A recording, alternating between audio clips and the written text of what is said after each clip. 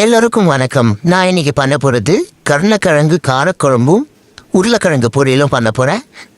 எப்படி இருக்குன்னு நீங்கள் பார்த்துட்டு சொல்லுங்கள். நம்ம சேனலுக்கு புதுசாக வந்திருந்தீங்கன்னா லைக் ஷேர் சப்ஸ்கிரைப் பண்ணுங்கள், எனக்கு சப்போர்ட் பண்ணுங்கள். நான் மெயினாக மியூசிக் வீடியோஸ் தான் பண்ணிகிட்ருக்கேன்.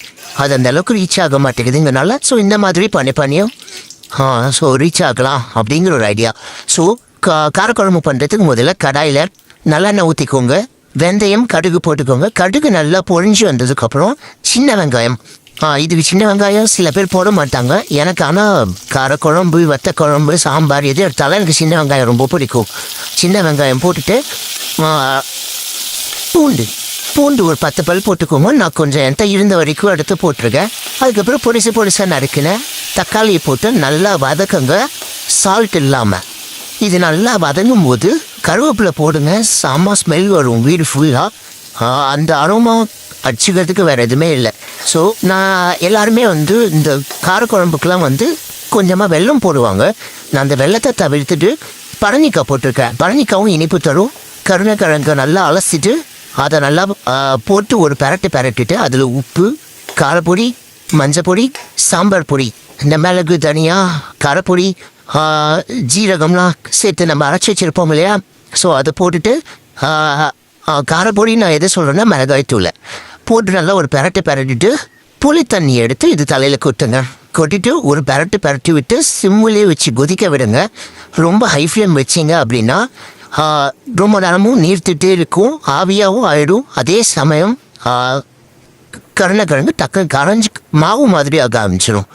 அதுக்காக தனியாலாம் நீங்கள் வேக வச்சு எடுத்துக்கோனா இந்த ஸ்டீமிங்கே போதும். இந்த சைட் கேப்பில் நான் குக்கரில் உருளைக்கிழங்கு பொரியலுக்கு தேவையான உருளைக்கிழங்கு ஸ்டீம் பண்ணிக்கிட்டேன். 3 விசில் ஆஃபாக கட் பண்ணிட்டேன். ஓகேவா?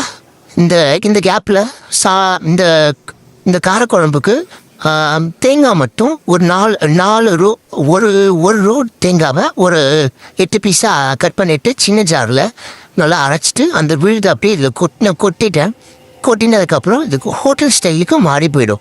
சூப்பராகவும் இருக்கும். அதுதான் நீங்கள் இப்போ வீடியோவில் பார்த்துட்ருக்கீங்க. நம்ம சேனலுக்கு நீங்கள் நல்லா சப்போர்ட் பண்ணுங்கள். ஏன்னா எனக்கு மியூசிக் வீடியோஸ் ரீச் ஆகலைங்கிறதுனால தான் நான் இந்த மாதிரி சைட் வீடியோஸ்லாம் பண்ணிகிட்ருக்கேன். நான் என்னோடய தப்பையும் நீங்கள் சொன்னீங்கன்னா எனக்கு அதை திருத்திக்கவும் எனக்கு இன்னும் யூஸ்ஃபுல்லாக இருக்கும். தினமும் ரெகுலராக பாருங்கள். நானும் தினமும் ரெகுலராக வீடியோஸ்லாம் அப்லோட் பண்ணிட்டு தான் இருக்கேன். உருளைக்கிழங்கு பொரியல் எப்படி பண்ணுறதுன்னு பார்க்கலாம். வேக வச்சு இரும்பு கடாயில் நான் கடலை எண்ணெய் போட்டிருக்கேன். கடுகு போட்டு கடுகு வெடித்ததுக்கப்புறம் வெள்ளை உளுந்தும் கடலை பருப்பும் போட்டு அது நல்லா பொரிஞ்சதுக்கப்புறம் நீட்டாக நறுக்கின வெங்காயத்தை போட்டு நல்லா வதக்கும் போது அதில் கருவேப்பிலை.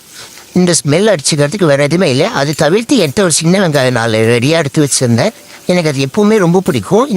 இந்த மாதிரி ஆல்ரெடி ஸ்டீம் பண்ண பொரியலை பண்ணுறதுக்கு சின்ன வெங்காயம் போடும்போது அந்த வதங்கின டேஸ்ட்டே வேறு மாதிரி கொடுக்கும். சூப்பராக இருக்கும். இந்த வதங்கின வெங்காயத்திலே உப்பு, மஞ்சள் பொடி, காரப்பொடி போட்டு ஒரு பெரட்டிட்டு வேக வச்ச உருளைக்கிழங்கு எடுத்து அது தலையில் கொட்டிக்கோங்க. நல்லா பெரட்டுங்க.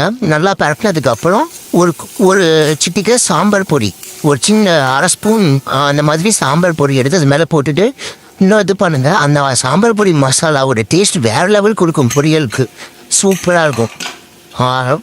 சிம்மிலே வச்சு அதுக்கப்புறம் கலருங்க. ஒன்ஸ் உங்களுக்கு அது குக் ஆகிடுச்சின்னு ஃபீல் ஆனதுக்கப்புறம் அதை ஸ்டாப் பண்ணிடுங்க. சூப்பராக இருக்கும். இது சரியான காம்பினேஷன். சாப்பிட்டு பார்த்துட்டு எப்படி இருக்குன்னு சொல்லுங்கள். உங்கள் வீட்டில் இந்த மாதிரி செஞ்சுட்டு எப்படி வந்துச்சுன்னு சொல்லுங்கள். நான் என்னென்னலாம் ஆட் பண்ணால் என்னோடய குக்கிங்கை என்ஹான்ஸ் பண்ணிக்க முடியுங்கிறதையும் கமெண்ட்டில் சொல்லுங்கள்.